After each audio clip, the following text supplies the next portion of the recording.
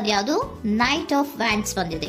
ಯಾವುದೋ ಕೆಲವೊಂದು ನಿರ್ಧಾರಗಳನ್ನ ಮಾಡ್ತಾ ಇರುವಂತಹದ್ದು, ಧೈರ್ಯದಿಂದ ಕೆಲವು ನಿರ್ಧಾರಗಳನ್ನ ನೀವು ಮಾಡ್ತಾ ಇರುವಂತಹದ್ದು ರೆಪ್ರೆಸೆಂಟ್ ಆಗ್ತಾ ಇದೆ. ಆಕ್ಷನ್ಸ್ ಅನ್ನ ತಗೋತಾ ಇರುವಂತಹದ್ದು ನಿಮಗೆ ರೆಪ್ರೆಸೆಂಟ್ ಆಗ್ತಾ ಇದೆ ಬಾಟಮ್ ಆಫ್ ದ ಡಕ್ ಅಲ್ಲಿ. ಓಕೆ, ಇನ್ ನಿಯರ್ ಪಾಸ್ಟಿನಲ್ಲಿ ಏನಾಗಿದೆ? ನಿಮ್ಮ ಲವ್ ಲೈಫಿನ ವಿಚಾರವಾಗಿದ್ರೆ ದ ಫೂಲ್ ಕಾರ್ಡ್ ರೆಪ್ರೆಸೆಂಟ್ ಆಗಿದೆ. ತುಂಬಾನೇ ಚೆನ್ನಾಗಿದೆ, ಜಾಯ್ಫುಲ್ ಆಗಿತ್ತು, ಬಿಗಿನಿಂಗ್ ತುಂಬಾ ಚೆನ್ನಾಗೇ ಇದೆ. ಕಾರ್ಡ್ ಬಂದಿರುವಂತಹದ್ದೇನು? ವೀಲ್ ಆಫ್ ಫಾರ್ಚೂನ್ ಬಂದಿದೆ. ಸೊ ನಿಮ್ಮ ಲವ್ ಲೈಫಿನ ವಿಚಾರವಾಗಿ ನೀವು ಕೆಲವೊಂದು ಬದಲಾವಣೆಗಳನ್ನ ನೀವು ಮಾಡ್ಕೊಂಡಿರುವಂತಹದ್ದು ಇಲ್ಲಿ ರೆಪ್ರೆಸೆಂಟ್ ಆಗ್ತಾ ಇದೆ. ಕ್ವೀನ್ ಆಫ್ ಕಪ್ಸ್ ಏನನ್ನ ರೆಪ್ರೆಸೆಂಟ್ ಮಾಡುತ್ತೆ? ಸೊ ಕ್ವೀನ್ ಆಫ್ ಕಪ್ಸ್ ನೀವು ಯಾಕೆ ಬದಲಾವಣೆಗಳನ್ನ ಮಾಡ್ಕೊಂಡಿದ್ದೀರಾ? ಕೆಲವೊಂದು ರೀತಿಯ ಸ್ಟೇಬಲ್ ಇರಬೇಕು, ಬಹಳ ಕೇರ್ ಅನ್ನ ಮಾಡ್ತಾ ಇರುವಂತಹದ್ದು, ಲವ್ ಲೈಫಿನ ವಿಚಾರವಾಗಿ ಬಹಳಷ್ಟು ಇಂಟ್ರೆಸ್ಟ್ ಅನ್ನ ತಗೊಂಡಿರುವಂತಹದ್ದು ನಿಯರ್ ಪಾಸ್ಟಿನಲ್ಲಿ ರೆಪ್ರೆಸೆಂಟ್ ಆಗ್ತಾ ಇದೆ. ಓಕೆ, ಎಟ್ ಪ್ರೆಸೆಂಟಿನಲ್ಲಿ ಯಾಕೋ ನಿಮ್ಮಲ್ಲಿ 2 ಆಪ್ಷನ್ಸ್ಗಳು ಇರುವಂತಹದ್ದು ರೆಪ್ರೆಸೆಂಟ್ ಆಗ್ತಾ ಇದೆ. ಯಾಕೋ 2 ಆಲೋಚನೆಗಳನ್ನ ನೀವು ಮಾಡ್ತಾ ಇರುವಂತಹದ್ದು ಅಟ್ ಪ್ರೆಸೆಂಟಿನಲ್ಲಿ ರೆಪ್ರೆಸೆಂಟ್ ಆಗ್ತಾ ಇದೆ. 2 ಆಯ್ಕೆಗಳು ನಿಮ್ಮಲ್ಲಿ ಇರುವಂತಹದ್ದು, 2 ಆಲೋಚನೆಗಳನ್ನ ಮಾಡ್ತಾ ಇರುವಂತಹದ್ದು, ಏನೋ ಒಂದು ರೀತಿಯ ಕನ್ಫ್ಯೂಷನ್ಸ್ ಅಲ್ಲಿ ಇರುವಂತಹದ್ದು ನಿಮ್ಮ ಲವ್ ಲೈಫ್ ನ ವಿಚಾರವಾಗಿ ರೆಪ್ರೆಸೆಂಟ್ ಆಗ್ತಾ ಇದೆ. ಓಕೆನಾ? ಸೆಕೆಂಡ್ ಕಾರ್ಡ್ ಯಾವ್ದು ಬಂದಿದೆ? 10 ಆಫ್ ಕಪ್ಸ್ ಬಂದಿದೆ. ಸೊ 10 ಆಫ್ ಕಪ್ಸ್ ನಿಮ್ಗೆ ಫುಲ್ಫಿಲ್ಮೆಂಟ್ ಇರುತ್ತೆ, ಸಮಾಧಾನ ಇರುತ್ತೆ, ಖುಷಿಯಾಗಿರುತ್ತೆ ಅನ್ನೋದು ನೀವು ಆಲೋಚನೆಯನ್ನ ಮಾಡಿದ್ರಿ. 2 ಆಯ್ಕೆಗಳಲ್ಲಿ ಯಾವ್ದನ್ನ ಸೆಲೆಕ್ಟ್ ಮಾಡಬೇಕು? ಸೆಲೆಕ್ಟ್ ಅನ್ನ ಮಾಡ್ಕೊಂಡ್ರೆ ನನಗೆ ಖುಷಿಯಾಗಿರುತ್ತೆ, ಸಮಾಧಾನ ಆಗುತ್ತೆ ಅನ್ನೋಂಥ ಯೋಚನೆಯನ್ನ ಒಂದು ಸಾರಿ ಮಾಡಿದ್ರೆ, ಇದರ ಮತ್ತೊಂದು ಸಾರಿ ನೀವೇನ್ ಅನ್ಕೋತೀರಾ?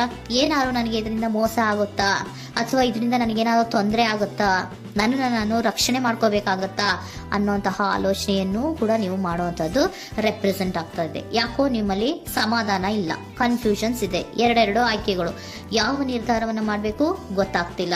ಸೊ ಅದಕ್ಕೆ ನೋಡಿ, ನೀವು ಬೇಜಾರಿನಿಂದ ಮೂವಿಂಗ್ ಆನ್, ಬದಲಾವಣೆ ಆಗ್ತಾ ಇರುವಂತಹದ್ದು ರೆಪ್ರೆಸೆಂಟ್ ಆಗ್ತಾ ಇದೆ.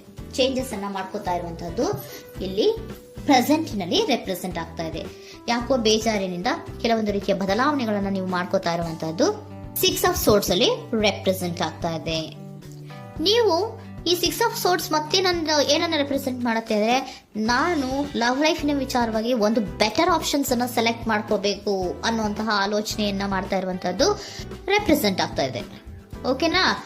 ನೀವೇನಂದ್ರೆ ಅಟ್ ಪ್ರೆಸೆಂಟಿನಲ್ಲಿ ನಿಮ್ಮ ಲವ್ ಲೈಫಿನ ವಿಚಾರವಾಗಿ ಬೆಟರ್ ಆಪ್ಷನ್ ಬಗ್ಗೆ ಯೋಚನೆಯನ್ನ ಮಾಡ್ತಾ ಇರುವಂತಹದ್ದು, ಅದರ ಬಗ್ಗೆ ಸ್ವಲ್ಪ ಕನ್ಫ್ಯೂಷನ್ ಅಲ್ಲಿ ಇರುವಂತಹದ್ದು ಅಟ್ ಪ್ರೆಸೆಂಟಿನಲ್ಲಿ ರೆಪ್ರೆಸೆಂಟ್ ಆಗ್ತಾ ಇದೆ. ಬಟ್ ನಿಯರ್ ಫ್ಯೂಚರಿನಲ್ಲಿ ಏನಿದೆ? 3 ಆಫ್ ಸೋರ್ಟ್ಸ್ ಇದೆ. ಕೆಲವೊಂದು ರೀತಿಯ ಬೇಜಾರುಗಳಿರುವಂತಹದ್ದು, ನೋವುಗಳಿರುವಂತಹದ್ದು, ಕೆಲವೊಬ್ರು ಅಳ್ತಾ ಇರುವಂತಹದ್ದು, ಭಾವನಾತ್ಮಕವಾಗಿ ತುಂಬಾ ಫೀಲ್ ಅನ್ನು ಮಾಡ್ತಾ ಇರುವಂತಹದ್ದು ನಿಮ್ಗೆ ರೆಪ್ರೆಸೆಂಟ್ ಆಗ್ತಾ ಇದೆ. ಯಾಕೆ ನಿಮಗೆ ಆ ತರ ಆಗತ್ತೆ ಅಂತ ಅಂದ್ರೆ, ಡೆವಿಲ್ ಕಾರ್ಡ್ ರೆಪ್ರೆಸೆಂಟ್ ಆಗಿದೆ. ಸೊ ಡೆವಿಲ್ ಕಾರ್ಡ್ ಏನನ್ನ ಹೇಳತ್ತೆ? ಅಡಿಕ್ಷನ್ಸ್ ಅನ್ನ ಹೇಳತ್ತೆ. ತುಂಬಾ ಯೋಚನೆಯನ್ನ ಮಾಡುವಂತಹದ್ದು, ಮೇಲಿಂದ ಮೇಲೆ ನೀವು ಒಂದನ್ನೇ ನೀವು ಯೋಚನೆ ಮಾಡ್ತಾ ಇದ್ರೆ ನಿಮ್ಗೆ ಅಲ್ಲಾಗುವಂತದ್ದೇನು? ನೋವುಗಳೇ ಅಲ್ಲಾಗುವಂತಹದ್ದು. ಸೊ ಯಾತಕ್ಕೆ ಅಂದ್ರೆ ನಿಮ್ಮಿಬ್ಬರ ಮಧ್ಯೆ ಕೆಲವೊಂದು ರೀತಿಯ ಘರ್ಷಣೆಗಳಿರುವಂತಹದ್ದು ರೆಪ್ರೆಸೆಂಟ್ ಆಗ್ತಾ ಇದೆ. ಕೆಲವೊಂದು ರೀತಿಯ ಮನಸ್ಸು ಒಂದೇ ತರ ಆಲೋಚನೆಯನ್ನ ಮಾಡ್ತಾ ಇಲ್ಲ. ಒಂದ್ಸರಿ ಆ ತರ ಯೋಚನೆ ಮಾಡ್ತೀರಾ, ಒಂದ್ಸರಿ ಈ ತರ ಯೋಚನೆ ಮಾಡ್ತೀರಾ, ಕನ್ಫ್ಯೂಷನ್ ಅಲ್ಲಿ ಇರ್ತೀರಾ, ಏನ್ ಮಾಡ್ಬೇಕು ಗೊತ್ತಾಗಲ್ಲ. ಸೊ ಅದಕ್ಕೆ ನಿಮ್ಗೆ ಬೇಜಾರು, ನೋವು ಇರೋಂಥದ್ದು. ಮತ್ತೆ ನೆಕ್ಸ್ಟ್ ಕಾರ್ಡ್ ಬಂದಿರುವಂತದ್ದೇನು? 5 ಆಫ್ ಪ್ಯಾಂಟಿಕಲ್ಸ್ ಬಂದಿದೆ. ಸೊ 5 ಆಫ್ ಪ್ಯಾಂಟಿಕಲ್ಸ್ ಏನು? ತುಂಬಾ ಇದು ಕೂಡ ತುಂಬಾ ಬೇಜಾರಿನಲ್ಲೇ ಇರುವಂತಹದ್ದು, ಫೀಲಿಂಗ್ ಲೆಫ್ಟ್ ಔಟ್ ಆಗ್ತಾ ಇರುವಂತಹದ್ದು, ರೀತಿಯ ಒಂದು ಬ್ಯಾಡ್ ಸಿಚುಯೇಷನ್ ಅಲ್ಲಿ ಇರುವಂತಹದ್ದು, ಅಂದ್ರೆ ಯಾವಾಗ್ಲೂ ನೋವು ಪಡ್ತಾ ಇರುವಂತಹದ್ದು, ಯಾವಾಗ್ಲೂ ಯೋಚನೆ ಮಾಡ್ತಾ ಇರುವಂತಹದ್ದು, ಇಮಿಡಿಯೇಟ್ ಫ್ಯೂಚರಿನಲ್ಲಿ ಈ ರೀತಿ ರೆಪ್ರೆಸೆಂಟ್. ಓಕೆನಾ?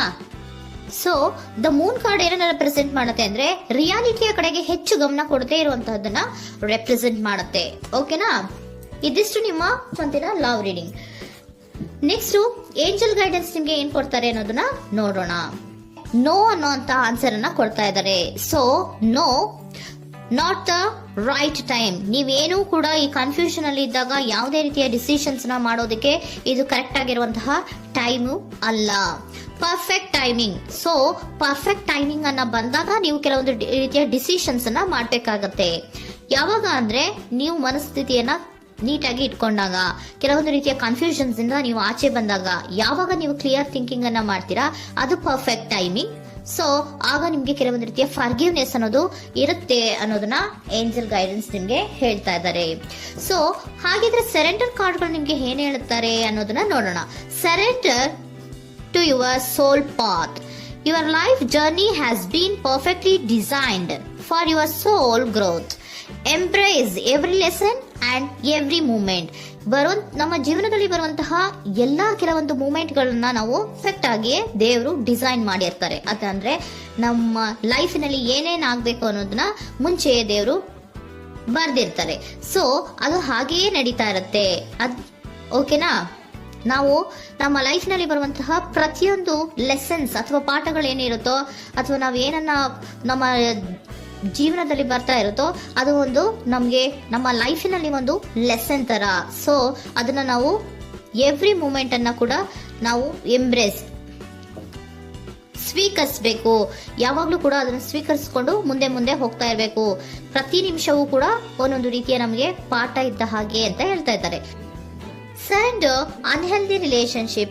Surrender unhealthy relationship. Let go a relationship that don't serve you, including unavailable or toxic people. You deserve to be treasured by others and to be surrounded by positive people. Unhealthy relationship ನ ಕಡೆಗೆ ಹೆಚ್ಚು ಗಮನವನ್ನ ಕೊಡಬೇಡಿ. ಈ toxic people ನ ಕಡೆಗೆ ಹೆಚ್ಚು ಗಮನವನ್ನ ಕೊಡಬಾರ್ದು.